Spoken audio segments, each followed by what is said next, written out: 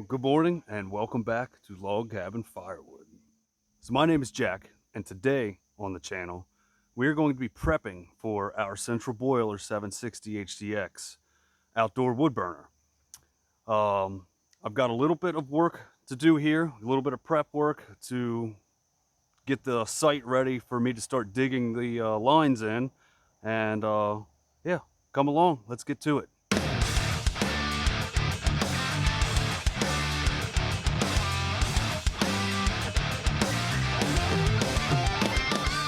So eventually the outdoor wood boiler is going to go about right here. And I've got this old concrete sidewalk that was here from when we had the shed over here that was falling apart.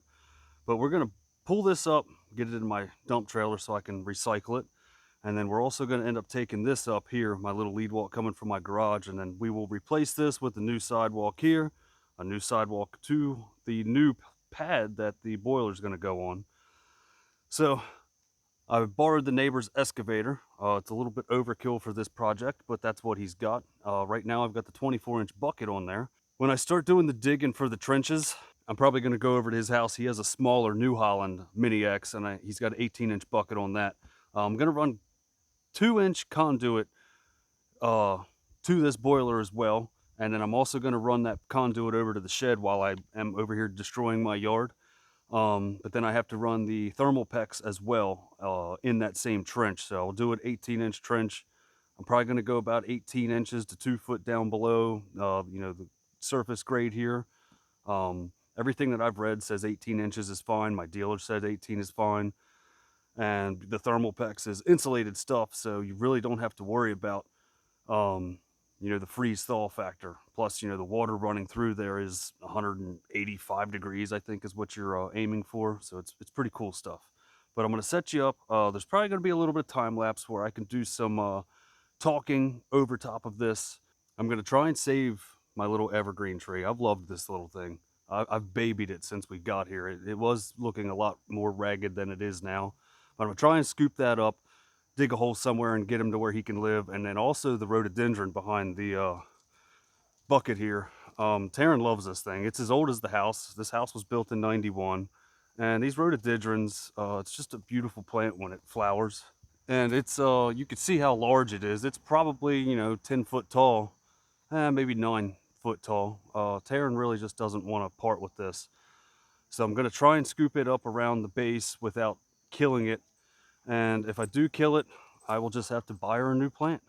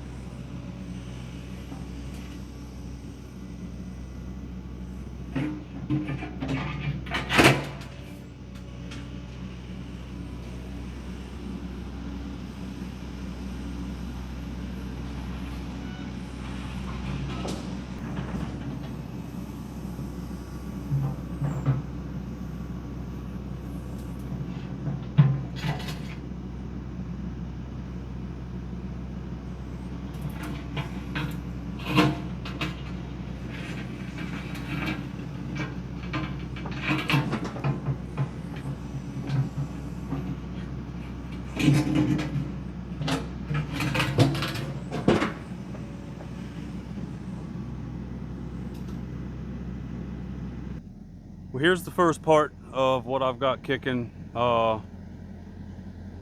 done. Removing this concrete. I should have did this, at least this piece here, before we graded what I'm standing on. But I am going to end up raising this up probably about a foot, because I want this pad to be at least an inch or two higher than the driveway, and then the boiler is going to set about 6 inches higher than the driveway. So I'll build its own pedestal out of concrete and have it raised up a little bit. Not really necessary, but it's just something that I want to do to get the door to the boiler up just a little bit more. I don't know. I might even just pour it flat. We'll figure that out when we get there. We're kind of just going along and doing this. But up next, I'm going to end up having to remove my whatever these things are. Can't think of the name right now. And I'm going to try not to kill them. I'm going to try and get them out in one scoop. But I don't think that's going to be today. The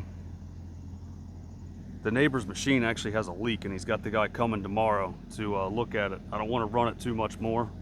It's got just a little oil leak, and I can't figure out where it's coming from.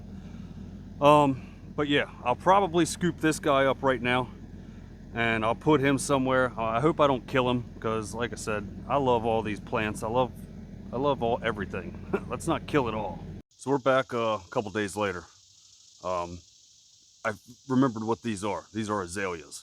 So I'm going to end up removing these 3 azaleas, probably pulling most of this stone and stuff and putting it back here, because I'm going to have to build that up a little bit to get my pad there to make it level.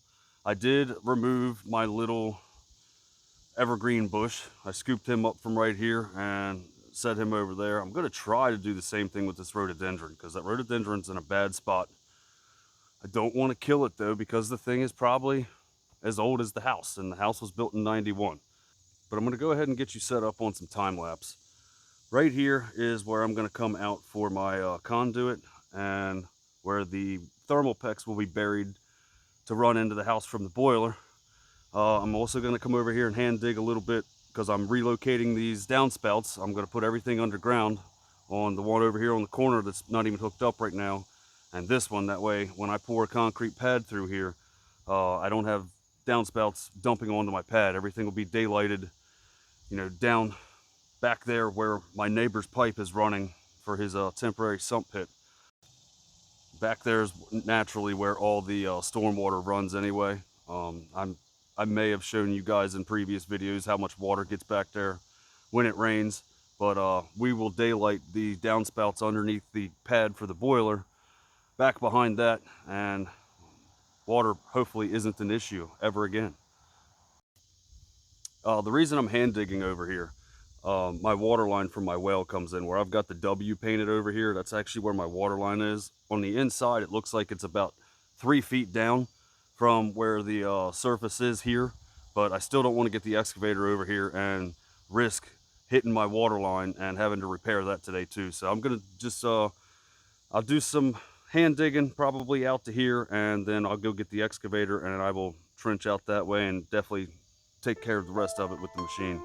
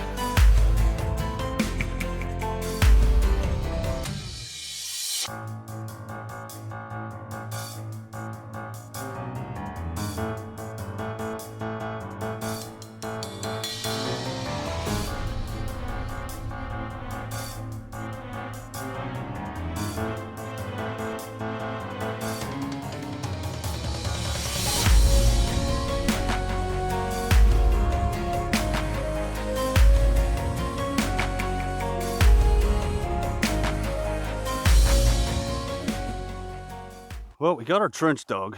Hopefully I can get enough fall from down there up to here for my 2 downspouts that I'm rerouting while I'm doing this. I'm coming out of the gutters with a 4-inch pipe, and then I'm going to connect into a 6-inch pipe.